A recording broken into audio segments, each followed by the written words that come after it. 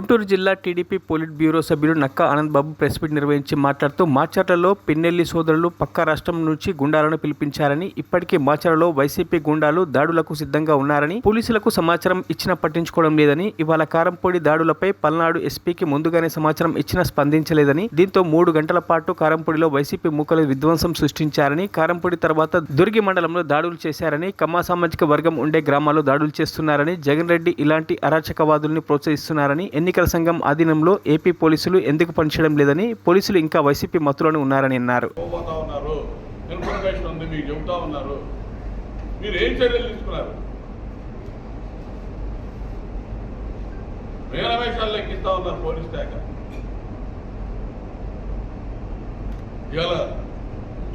ఈ ఎన్నికల ప్రక్రియ మొదలుపెట్టిన తర్వాత పాత గుంటూరు జిల్లా అత్యధిక ఇన్సిడెంట్స్ జరిగినటువంటి ప్రాంతం మాచర్ల ప్రాంతం. మాచర్లో ఉన్నటువంటి ఎస్పీ కూడా, మొన్నటిదాకా ఉన్నటువంటి ఎస్పీ కూడా అడ్డగోలుగా బిహేవ్ చేశాడు. ఎలక్షన్ కమిషన్ గుర్తించింది, మర్డర్ జరిగింది ఎలక్షన్ ప్రాసెస్ స్టార్ట్ అయినాక. అంతకుముందు ఈ 5 ఏళ్లలో జరిగినటువంటి సంఘటనలు, మా చంద్రయ్య గొంతు మీద కత్తి పెట్టి బెదిరించి హత్య చేశారు, పోసేశారు, పేక్కొచ్చారు. వైసీపీ జిందాబాద్ అని చెప్పనన్నారు.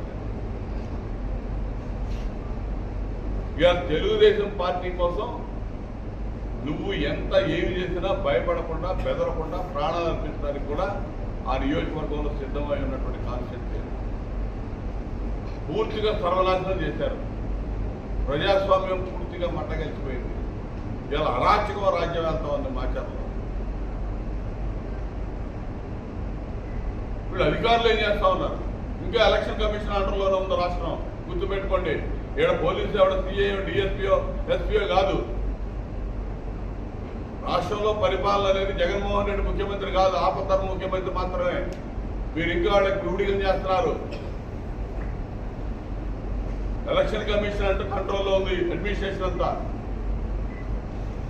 ఈ రోజు కూడా కళ్ళు తెరవాలి. ఎలక్షన్ కమిషన్ కూడా తక్షణమే చర్యలు తీసుకోవాల్సిన అవసరం ఉంది.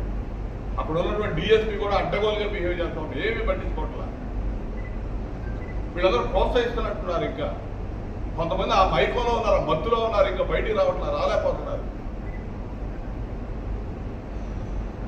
అసలు నిన్న వాతావరణం పోలీసు సరళి చూసి ప్రజల్లో వచ్చినటువంటి పెళ్ళుకినటువంటి ఆవేశం అది చూసినాకన్నా బుద్ధి రావాలి కదా. వీడికంటే వాళ్ళ అన్నదమ్ముడి కంటే ఓడిపోతున్నామనే ఫ్రస్ట్రేషన్లో తెగబడతా ఉన్నారు. అడ్డగోలుగా సంపాదించిన డబ్బులు కోటాను కోట్లు ఖర్చు పెట్టారు. అయినా ఎవడో ప్రజలు లెక్క చేయాల. వీళ్ళ దుర్మార్గాలకు అంతం పలకాలని చెప్పి ఒక తీర్పు నిర్ణయించారు. దీన్ని చూసి తట్టుకోలేని పరిస్థితిలో ఈ విధంగా బిహేవ్ చేస్తా ఉన్నారు. ఇలా కబడ్దాన్ని చెప్తున్నా, మీరు తక్షణమే కంట్రోల్ చేయాలి. ఇది కంట్రోల్ కాకపోతే దీనికి తగ్గట్టుగా పరిణామాలు ఉంటాయి. మీరందరూ కూడా దీనికి బాధ్యత వహించాల్సి, మీరే ప్రధాన బాధ్యత వహించాల్సి ఉంటుంది. తక్షణమే ఎలక్షన్ కమిషన్ స్పందించాలి, డీజీపీ స్పందించాలి. వీళ్ళందరూ కూడా ఈ కింద ఉన్నటువంటి అధికారుల మీద కంట్రోల్ తీసుకొచ్చి ఇక్కడ ఉన్నటువంటి జరుగుతున్నటువంటి అరాచకాన్ని తక్షణమే ఆపాలని చెప్పినట్టు డిమాండ్ చేస్తాం. మరిన్ని అప్డేట్స్ కోసం మా ఛానల్ని సబ్స్క్రైబ్ చేయండి.